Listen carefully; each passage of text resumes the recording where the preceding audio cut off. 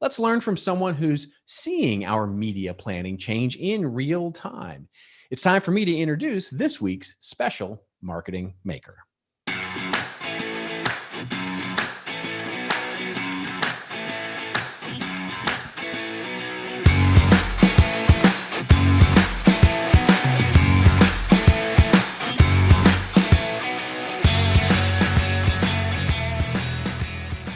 Marcus Collins is an award-winning advertiser and a lecturer of marketing at the Ross School of Business at the University of Michigan. It's there he helps bridge the academic practitioner gap for both degree-seeking students and business executives alike. He has spent the last decade helping blue-chip brands like McDonald's, Google, and AB InBev navigate the challenges of digital transformation in order to create contagious marketing ideas that extend across both the online and offline worlds of social. Throughout his career, Marcus has been acknowledged for his strategic and creative contributions as an advertiser. Marcus is a Clio Award winner, as well as one of Advertising Age's 40 Under 40 recipients. He's also launched such notable campaigns as Cliff Paul for State Farm, Made in America Music Festival for Budweiser, Hello Brooklyn for the Brooklyn Nets, and Eggo Plus's Netflix's Stranger Things Conquest. Prior to his tenure in advertising, Marcus worked in music and tech as a startup co-founder. He also led iTunes and Nike sports music initiatives at Apple and also ran digital strategy for Beyoncé. Marcus truly embodies what it means to be a marketing maker.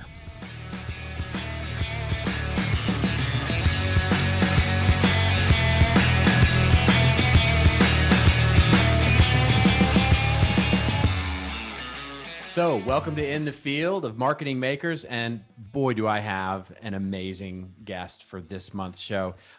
He is a really, really good friend of mine and someone I could not have handpicked to be a better expert when it comes to media planning, brands, culture, and what all that means to us as marketing makers. Marcus, how are you, my friend? I'm doing well, man. I hope I can live up to that. Good grief. You set a really high bar for me. Yeah, that is an understatement of what I just said. Well, let's dive right in here. You know, one of the things that we often see as marketing makers out there in the world is how media, what we think of when we think of media planning, right? So, I'm old, and so I have my own ways of looking at media planning and what we did as marketers to sort of optimize the channels for the best results. But what are you seeing these days as sort of the evolution of media planning from a marketing perspective? And then I want to talk a little bit about brands and culture as part of that. Yeah. So I would say you are seasoned, not old. Yeah. Well, there you go. Well seasoned. That's right. Yeah. That's right. So, I am the McCormick Spices of marketing. There you go.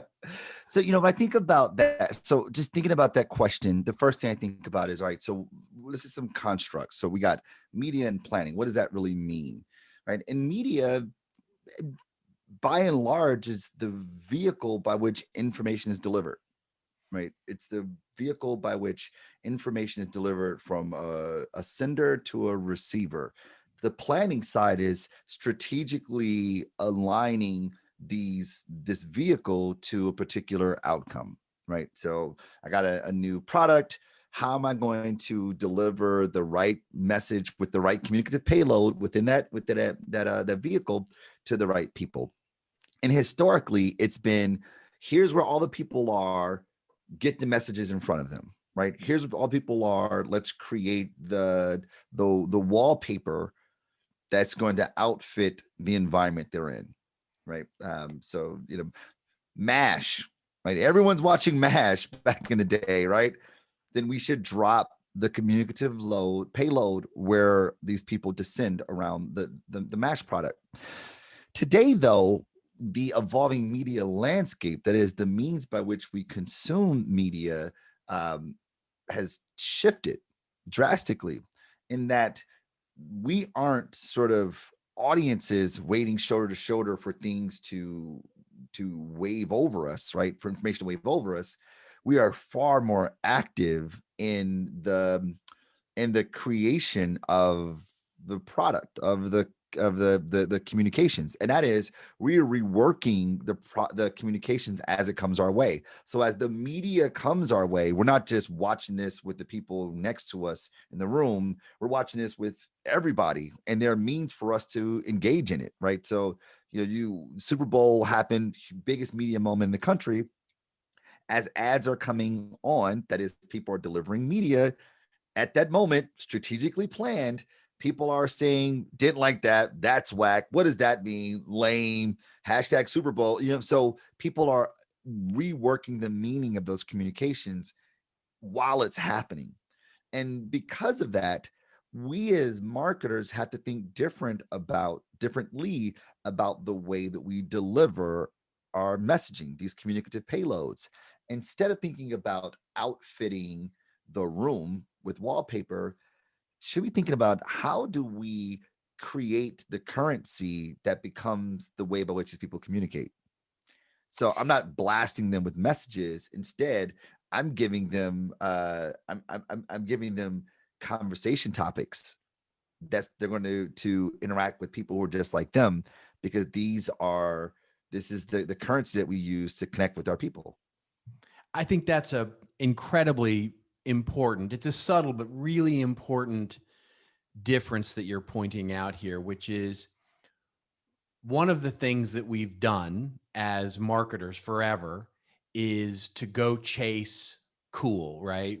To go and outfit our wallpaper, as you put it, into the coolest rooms that we could find. You know what Yeah, I mean? So proximity to cool. They're yeah, cool. We're next to them, so we're cool too. yeah, Hey, exactly. That's yeah, right.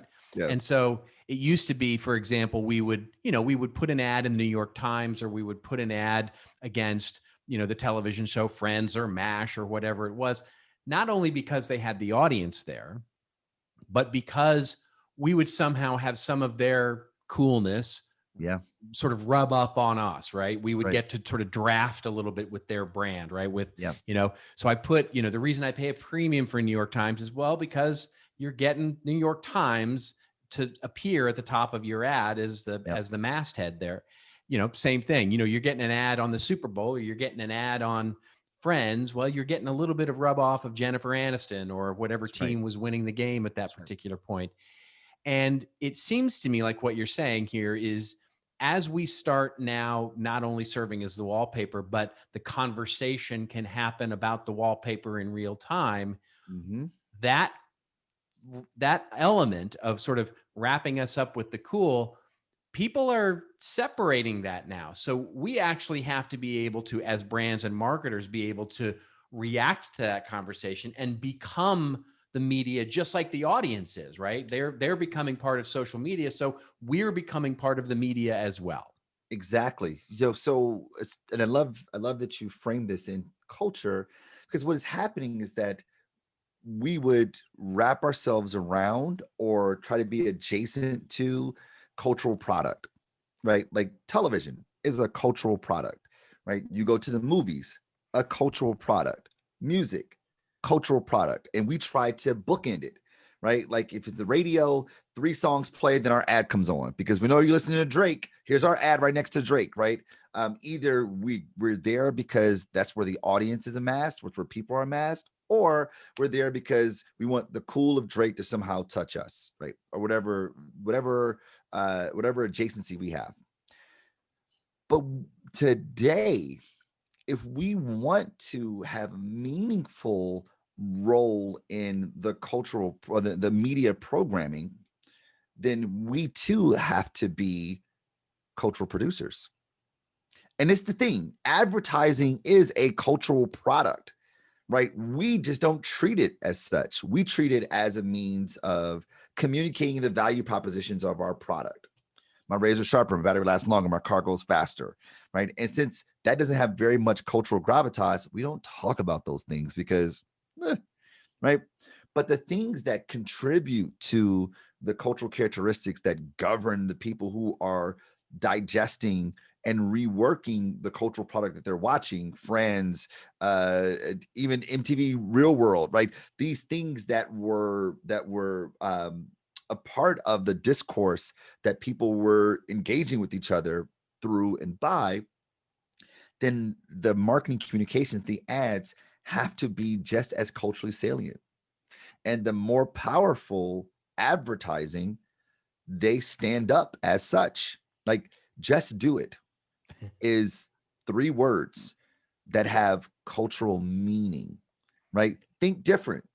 Apple hasn't used that tagline in what, 30 years, 20 years, 20 years, right? But those words have meaning because of the meaning frames by which they were observed and how they were delivered as cultural product.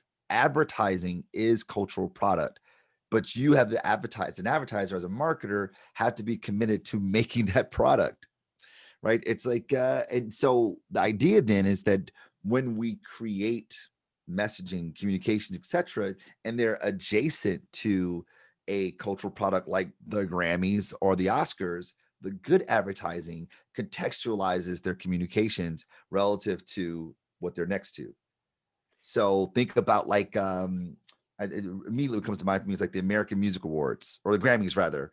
Like when Target does an ad for the Grammys, it's always an artist performing in some really cool sort of thing. I think of the Gwen Stefani Target spot from a few years ago, right? They design contextually, they can design the messages contextually relevant to what they're next to, but what they create themselves is cultural product.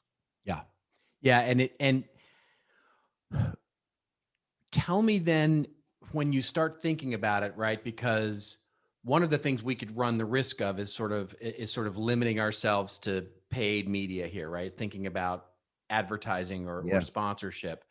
But I think what you're talking about is as we start looking at as a marketer, as a media planner, one of the things that we have to be conscious of is it's how we create all the content we're going to create in communications, right? It's not just that which we sponsor Imagine Dragons or Gwen Stefani or Drake or somebody like that and have a paid piece of content sit adjacent to that, but it's also, to your point, how we start leveraging the original content we're creating, whether it's a blog, whether it's a resource center, whether it's a podcast, or whether it's to sort of personify that idea as well, to create that culture as well. Am I getting that right? Yeah, so I see it this way. I see it as, I mean, I love that you mentioned that did like, we were talking a lot about paid media, but when we focus on what we do as creating cultural product as opposed to ads,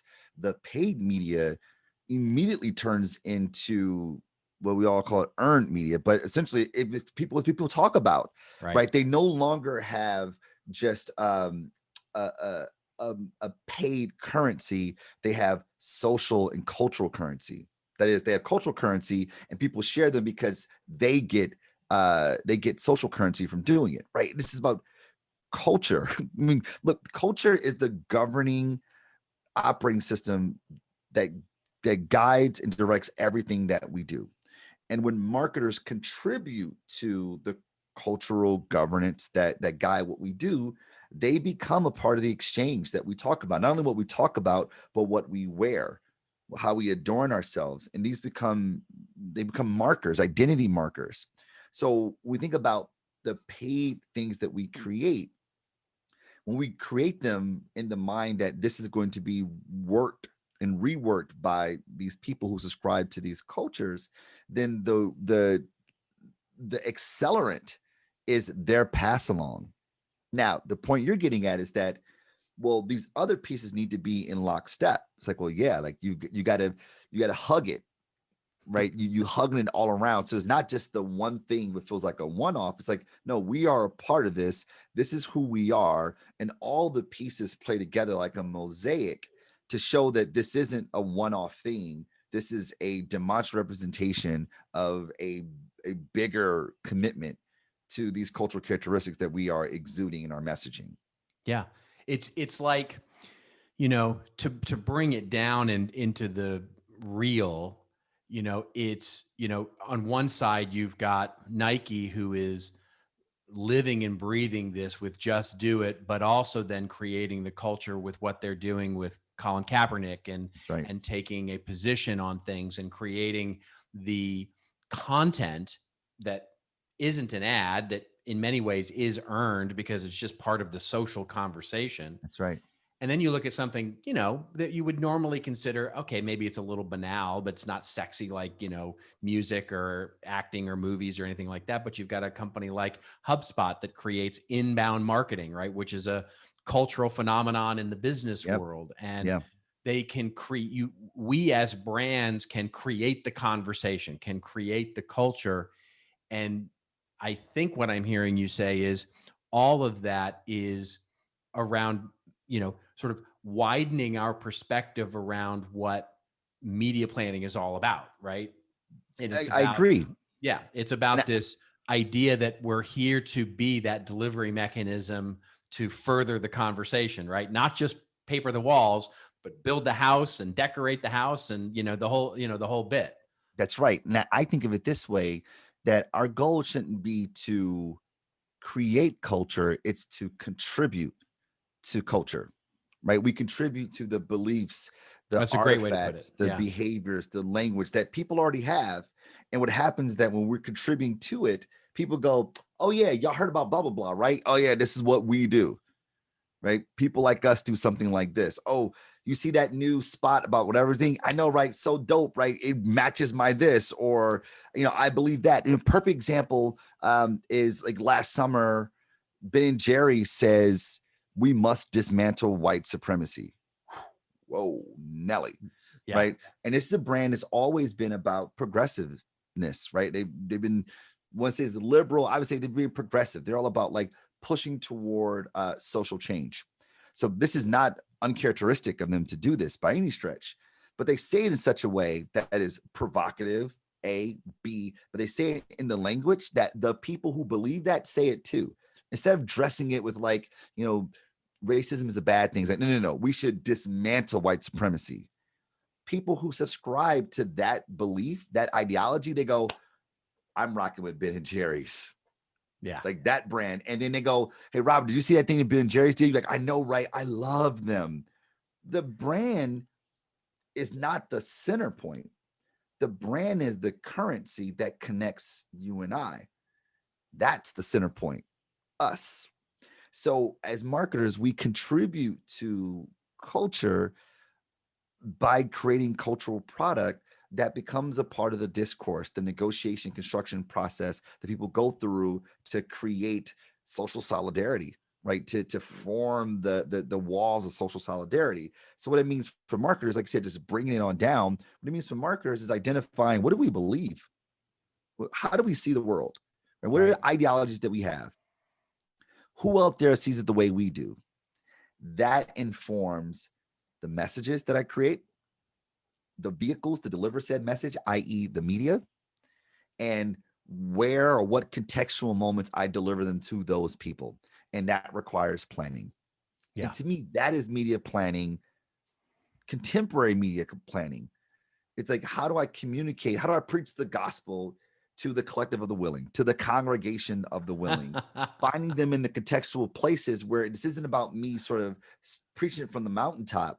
This is about me saying it in a way that is evocative, that is distinctive, but also congruent with their ideology. So you hear it and go, Marcus, did you hear this thing that this guy just said? Dude, Yeah. that's so on point, perfectly said. And to me, if you look at like headlines and like, clickbait, et cetera, et cetera, et cetera, they do that so well. They communicate like the ideology so fast, which is why we share it so rapidly. And brands, we spend a lot of time focusing on our value propositions as opposed to our ideology, that our stuff don't get shared. We spend a lot of money on paid media, that is paid vehicles that have communicative payloads in them, instead thinking about how do we create catalysts for discourse. Yeah. It's funny. To add on to your Ben and Jerry story, the company was nominated for a content marketing award this year. And what I absolutely adored about the story, and the story was, of course, about how they had sort of taken some of the social justice content to market, and how the founders are so passionate about the things that they want to talk about. Yeah. And this is the part that I absolutely, it gets a chef's kiss, right? Which is the way that they measured it was they were like, we're going to let those guys be those guys. Let them do what they're going to do. Let them create the content. Let's create it. And what we're going to do is a measurability is not figure out how much more we're selling, but to ensure that we can be part of this cultural zeitgeist and have it not negatively affect sales. That's right. In other words, they measured how much they could completely separate the idea of product sales from the idea of being part of the culture. And I just love that as sort of a success metric, which is, can you be more of your brand and have it not impact your sales as a measure of success? It's such a cool idea. So good. Yeah. Oh my goodness, that's so good. Yeah. It's so good. It's like, I mean, it's man, it's so great. I mean, it's got my mind like racing, because it goes to this idea that if you ask a company why they exist in a very Simon Sinek way, you know, they'll tell you to make money, etc. Right? But like, to me, it's like no, money allows you to live out an ideology, just like the body needs white blood cells to live. But like our job, like the purpose of life isn't to make white blood cells. There's something far greater. And I think that a company saying like, what do we believe? How do we do that while not negatively affecting the money? It's such a turn of phrase from how do I know if I do that, I'll make more money? It's like, no. The goal is to do this. Right. And as long as I can keep the lights on, all good. Isn't that what we do? We try to switch jobs. Like I have a passion to do this. How do I pay my bills and still do this? Yep. Like that's the idea. How do I maintain? Because that's the byproduct. But what I really want to do is live out this ideology. But it requires having an ideology, unfortunately, for a lot of companies. What does it, I mean, so if I'm sitting at my desk now and I'm thinking about all of these ideas, planning media, becoming part of the conversation, a lot of this obviously has to do with social media, right? And how we leverage the conversation to help the brand, to help our, you know, purpose, whatever it may be.